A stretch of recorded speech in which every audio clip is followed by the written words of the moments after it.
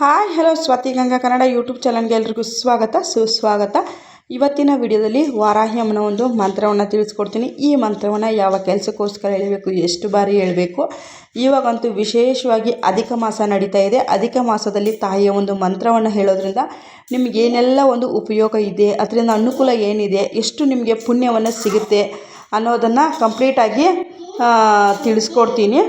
Video ಇಷ್ಟ ಆದರೆ like ಮಾಡಿರಿ, ಶೇರ್ ಮಾಡಿ, ಸಬ್ಸ್ಕ್ರೈಬ್ ಮಾಡ್ಕೊಳ್ಳಿ. ಸಬ್ಸ್ಕ್ರೈಬ್ ಮಾಡಿಕೊಂಡು ಸ್ವಾತಿ ಗಂಗಾ ಕನ್ನಡ ಯೂಟ್ಯೂಬ್ ಚಾನಲ್ಗೆ ಎಲ್ಲರೂ ಸಪೋರ್ಟ್ ಮಾಡಿ ಅಂತ ಕೇಳ್ಕೊಳ್ತೀನಿ. ಇವತ್ತಿನ ಈ ಒಂದು ವಾರಾಹ್ಯಮ್ಮನ ಮಂತ್ರವನ್ನು ನೀವು ಹೇಳ್ಕೊಂಡಿದ್ದೇ ಆದರೆ ನಿಮಗೆ ಅಧಿಕ ಮಾಸದಲ್ಲಿ ತಾಯಿಯ ವಾರಾಹಿಯನ್ನು ಆರಾಧನೆಯನ್ನು ಮಾಡಿರುವಂಥ ಪೂಜಾ ಫಲ ಅನ್ನುವಂಥದ್ದು ಖಂಡಿತವಾಗ್ಲೂ ನಿಮಗೆ ಸಿಗುತ್ತೆ. ಯಾರೆಲ್ಲ ತಾಯಿಯನ್ನು ವಾರಾಹಿ ಅಮ್ಮನನ್ನು ಆರಾಧನೆಯನ್ನು ಮಾಡ್ತೀರೋ ಅವರೆಲ್ಲರೂ ಖಂಡಿತವಾಗ್ಲೂ ತಾಯಿಯನ್ನು ಈ ಏನಿದೆ ಅಧಿಕ ಮಾಸದಲ್ಲಿ ಪುರುಷೋತ್ತಮ ಮಾಸ ಅಂಥೇಳಿ ಕರೀತಾರೆ. ತಾಯಿಯೂ ಕೂಡ ಒಂದು ಆ ಥರ ಒಂದು ಭಾಗವಾಗಿರ್ತಾಳೆ. ಹಾಗಾಗಿ ನೀವು ತಾಯಿಗೂ ಕೂಡ ವಾರಾಹ ರೂಪ ಅನ್ನೋವಂಥದ್ದು ಇದೆ. ಹಾಗಾಗಿ ನೀವು ಖಂಡಿತವಾಗ್ಲೂ ತಾಯಿಯನ್ನು ಈ ಒಂದು ಮಾಸದಲ್ಲಿ ಆರಾಧನೆಯನ್ನು ಮಾಡಿದ್ದೆ ಆದರೆ ವಿಶೇಷವಾಗಿರುವಂಥ ಪುಣ್ಯ, ನಮ್ಮ ಕರ್ಮ ಪಾಪಗಳನ್ನುವಂಥದ್ದು ಕಳೆಯುತ್ತೆ.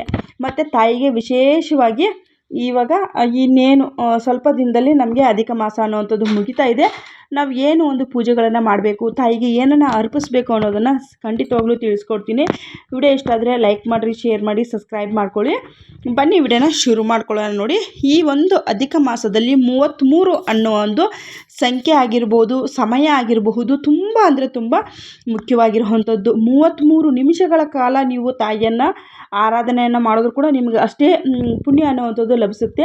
ನೀವು ಅಷ್ಟೇ ಕೊಡಬೇಕು, ಇಷ್ಟೇ ಕೊಡಬೇಕು ಅನ್ನೋವಂಥದ್ದು ಏನೂ ಇರೋದಿಲ್ಲ. ತಾಯಿಯನ್ನು ಜ್ಞಾಪಕ ಮಾಡ್ಕೊಂಡು ಆರಾಧನೆಯನ್ನು ಮಾಡಿದ್ರೆ ಅಷ್ಟೇ ಸಾಕಾಗುತ್ತೆ. ಖಂಡಿತವಾಗ್ಲೂ ನೋಡಿ, ಈ ಒಂದು ಈಗೇನು ಅಧಿಕ ಮಾಸ ನಡೀತಾ ಇದೆ ಅಲ್ವಾ, ಈ ಒಂದು ಸಂದರ್ಭದಲ್ಲಿ ನೀವು ತಾಯಿಗೆ ಒಂದು 33 ಮಲ್ಲಿಗೆ ಹೂವು ಆಗಿರಬಹುದು, ಒಂದು 33 ಬಳೆಗಳಾಗಿರಬಹುದು, ಇಲ್ಲಾಂದರೆ 33 ಅರಿಶಿಣದ ಕೊಂಬಾಗಿರಬಹುದು, ಮತ್ತು 33 ದೀಪಾರಾಧನೆ ಆಗಿರ್ಬೋದು, ತುಪ್ಪದ ದೀಪಾರಾಧನೆ ಆಗಿರಬಹುದು, 33 ಈ ಕಳ್ಳೆಕಾಯಿಗಳು ಬರುತ್ತಲ್ವ ತಾಯಿಗೆ, ಭೂಮಿಯಲ್ಲಿ ಬೆಳೆಯುವಂಥ ಎಲ್ಲ ಪದಾರ್ಥಗಳು ತುಂಬ ಇಷ್ಟ ತಾಯಿಗೆ. 33 ಕಳ್ಳೆಕಾಯಿನ ಬೇಯಿಸಿರುವಂಥದ್ದನ್ನು ನೈವೇದ್ಯಕ್ಕೆ ಇಡೋದಾಗಿರಬಹುದು, 33 ಗೆಣಸು ಮತ್ತು ಕ್ಯಾರೆಟು ಈ ರೀತಿಯಾಗಿ ತಾಯಿಗೆ ನೀವು ಇಡಬಹುದು. ಇಲ್ಲ ಅಂತಂದರೆ ನೀವು ತಾಯಿಗೆ ಈ ಒಂದು ಬೆಲ್ಲದ ಆರತಿ ಆಗಿರಬಹುದು, ತೆಂಗಿನಕಾಯಿ ದೀಪದಲ್ಲಿ ನೀವು 33 ಬತ್ತಿಯನ್ನು ಹಾಕಿ ಕೂಡ ತಾಯಿಗೆ ಉರಿಸಬಹುದು. ಅದರಿಂದ ಕೂಡ ಅಷ್ಟೇ ನಿಮಗೆ ಗೊತ್ತಿಲ್ಲದೇನೋ ಮಾಡಿರುವಂಥ ಕರ್ಮಗಳು ಎಷ್ಟೋ ಇರುತ್ತೆ.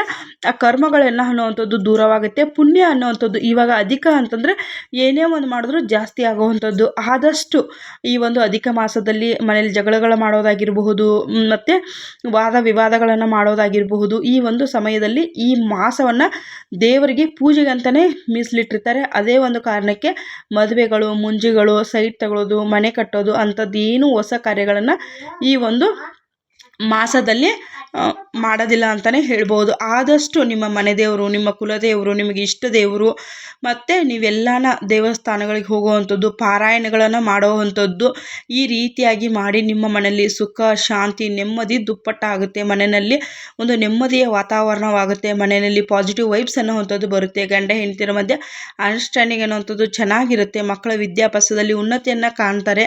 ನಿಮಗೆ ಕೆಲಸದಲ್ಲಿ ಪ್ರಗತಿ ಅನ್ನುವಂಥದ್ದು ಸಿಗುತ್ತೆ. ಹಾಗಾಗಿ ಖಂಡಿತವಾಗ್ಲೂ ನೀವು ತಾಯಿಗೆ 33 ಸಂಖ್ಯೆಯಲ್ಲಿ ಏನಾನ ಬರಲಿ, ಇಲ್ಲ 33 ಕಾಯಿನ್ ಆಗಿರಬಹುದು, ಏನಾನ ಆಗಲಿ, ತಾಯಿಗೆ ನೀವು 33 ಅನ್ನೋವಂಥ ಒಂದು ಸಂಖ್ಯೆಯಿಂದ, ಇಲ್ಲ ನಿಮ್ಮ ಕೈಲಿ ಆಗಿಲ್ವಾ ಒಂದು 33 ಹೂಗಳನ್ನಾದರೂ ತಾಯಿಗೆ ನೀವು ಅರ್ಪಣೆಯನ್ನು ಮಾಡಿ. ಆ ರೀತಿಯಾಗಿ ನಿಮಗೇನೂ ಬಂದಿಲ್ವಾ, ಓಂ ನಮೋ ವಾರಾಹಿ ಅಂತಂದುಬಿಟ್ಟೆ ನೀವು 33 ಒಂದು ಈ ಮಲ್ಲಿಗೆ ಹೂಗಳನ್ನು ಹಾಕಿ.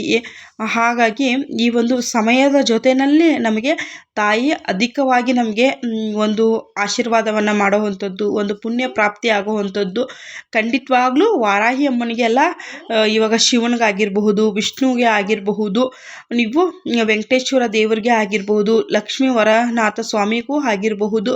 ಹೀಗಾಗಿ ನೀವು ಈ ಮಾಸದಲ್ಲಿ ಏನನ್ನಾದರೂ ನೀವು 33 ಇಲ್ಲಾಂದರೆ ಒಂದು 3 ಜನ ಮುತ್ತೈದರಿಗೆ 11 ರೂಪಾಯಿ ಕೂಡ ದಕ್ಷಿಣೆಲಿಟ್ಟು ಕೊಡಬಹುದು. ಅದರಿಂದ ಕೂಡ ಅಷ್ಟೇ ನಿಮಗೆ 33 ಸಂಖ್ಯೆ ಸಿಗುತ್ತೆ. ಮತ್ತು ಯಾರಿಗಾನ ಇವಾಗ ಬಡವ್ರಿಗೆ ಅವ್ರಿಗೆಲ್ಲ ಅಂದರೆ ಏನಾನ ಊಟ ಆಗಿರಬಹುದು ಈಸ್ಕೊಡೋವಂಥದ್ದು, ಈ ರೀತಿಯಾಗಿ ನಿಮ್ಮ ಕೈಲಾದ ಎಷ್ಟು ಸಾಧ್ಯ ಆಗುತ್ತೋ, ಏನೇ ಇಲ್ಲಾಂದರೆ ನಿಮ್ಮ ಮನೆಯಲ್ಲಿ ಅಷ್ಟೇ ನೀವು ಒಂದು 33 ಚಿಕ್ಕದು ರಂಗೋಲಿಗಳು, ಚಿಕ್ಕದು ಅಂದರೆ ಒಂಥರ ಈ ತಾವರೆಗಳಾಗಿರಬಹುದು, ಇಲ್ಲ ಅಂತಂದರೆ ಸ್ವಸ್ತಿಕ್ ಆಗಿರಬಹುದು. ಬನ್ನಿ ಇವಾಗ ಮಂತ್ರ ಬರ್ತಾ ಇದೆ. ಓಂ ಶ್ರೀ ಸಮಹೇಶ್ವರಿ ನಮಃ, ಓಂ ಶ್ರೀ ಸಮಹೇಶ್ವರಿ ನಮಃ, ಓಂ ಶ್ರೀ ಸಮಹೇಶ್ವರಿ ನಮಃ. ಸ್ವಸ್ತಿಕ್ ಆಗಿರಬಹುದು, ಇಲ್ಲ ಅಂತಂದರೆ ನೀವು ಸರ್ಕಲಲ್ಲಿ ಸ್ವಲ್ಪ ಚುಕ್ಕೆನ ಇಟ್ಬಿಟ್ಟು ಒಂದು ಬರ್ಡ್ಸಿಂದ ಹತ್ರದಿಂದ ಒಂದು ಮಲ್ಲಿಗೆ ಮೊಗ್ಗನ್ನು ಮಾಡಿದಾಗಿರ್ಬೋದು. ಈ ರೀತಿಯಾಗಿ 33 ಬರೆದುಬಿಟ್ಟು ಅದಕ್ಕೆ ಅರಿಶಿನ ಕುಂಕುಮ ಅಕ್ಷತೆಯನ್ನು ಇಟ್ಟು ತದನಂತರದಲ್ಲಿ ನೀವು ಏನು ಮಾಡಬೇಕಪ್ಪ ಅಂತಂದರೆ ಅದಕ್ಕೆ ಅದರ ಮಧ್ಯದಲ್ಲಿ 33 ದೀಪವನ್ನು ಹಚ್ಚೋದಾಗಿರಬಹುದು. ಇದು ನೋಡಿ ಉತ್ತರ ಕರ್ನಾಟಕದ ಮರಕುಂಬಿ ಅನ್ನೋ ಗ್ರಾಮದಲ್ಲಿ ಚಾಮುಂಡೇಶ್ವರಿ ನೆಲೆಸಿರುವಂಥದ್ದು. ಆ ದೇವಸ್ಥಾನಕ್ಕೆ ಅಧಿಕ ಮಾಸದಲ್ಲಿ ಕೂಡ ನಾವು ಕೂಡ 9 ದಿನ ಸೇವೆಯನ್ನು, ಅಕ್ಕಿ ಸೇವೆ ಆಗಿರ್ಬೋದು, ಇಲ್ಲಿ ನೋಡಿ ಅಕ್ಕಿ ಸೇವೆಯನ್ನು ಮಾಡಿ ಬರುವಂಥದ್ದು. ನಾವು ಕೂಡ ಇಲ್ಲಿ 9 ದಿನಗಳ ಕಾಲ ಪ್ರತಿನಿತ್ಯ ನಾವು ಹೋಗಿ ತಾಯಿಯ ಚಾಮುಂಡೇಶ್ವರಿಯ ದರ್ಶನವನ್ನು ಪಡ್ಕೊಂಡ್ವಿ. ತುಂಬ ಅಂದರೆ ತುಂಬ ವಿಶೇಷವಾಗಿರಿ. ಇಲ್ಲಿ ನೋಡಿ ಬೆಲ್ಲದ ಆರತಿ 5, ನಿಮ್ಮ ಕೈಲಿ ಎಷ್ಟು ಸಾಧ್ಯ ಇದೆಯೋ ಅಷ್ಟು ಈ ಮಾಸದಲ್ಲಿ ದೇವರನ್ನು ನೀವು ಜಾಸ್ತಿಯಾಗಿ ಆರಾಧನೆಯನ್ನು ಮಾಡಿ. ಸಾಕ್ಷಾತ್ ಚಾಮುಂಡೇಶ್ವರಿಯ ಒಂದು ಆಶೀರ್ವಾದ ನಮ್ಮನೆಗೂ ಇರಲಿ, ಸಿಕ್ತು ಅನ್ನೋದನ್ನು ನಾನು ಹೇಳ್ತೀನಿ. ವಿಪರೀತವಾಗಿ ಮಳೆ ಬೀಳ್ತಾ ಇತ್ತು ಇವಾಗಂತೂ. ಹಾಗಾಗಿ ಈ ಒಂದು ಮಾಸವನ್ನು ನೀವು ಆದಷ್ಟು ದೇವರ ಪೂಜೆಗಳಿಗೆ ಮೀಸಲಿಡಿ. Thank you for watching. ನಮಸ್ತೆ, ಟೇಕ್ ಕೇರ್, ಬಾಯ್.